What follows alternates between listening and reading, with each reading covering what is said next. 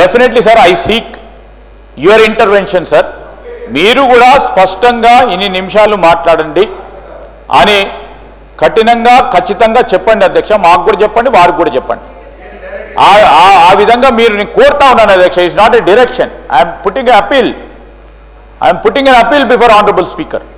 నేను కోరుతా ఉన్నాను అధ్యక్ష. లేకుంటే సభా సమయం వృధా అవుతుంది. గౌరవ సభ్యులు చాలామంది ఉంటారు, వారి దాంట్లో కూడా మాట్లాడతారు సార్. ఇప్పటికే అన్ని సబ్జెక్ట్స్ మాట్లాడారు అధ్యక్ష. హరీష్ రావు గారు అన్ని మాట్లాడారు. వారు మళ్ళా అదే మాట్లాడే క్రమంలో మాట్లాడుతూ ఉన్నారు అధ్యక్ష. దయచేసి వారిని కూడా కోరుతా ఉన్నాం మీ ద్వారా.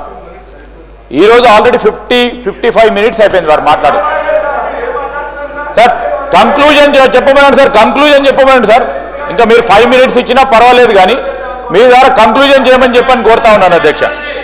హరీష్ స్పీకర్ సార్, మాట్లాడమంటే మాట్లాడతా, పోమంటే పోతా సార్.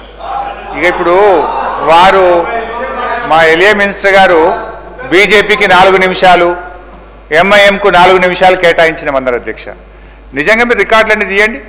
గతంలో ఎవరెవరు ఎన్నెన్ని నిమిషాలు మాట్లాడారు, నిజంగా అంతే టైం ఇస్తారా?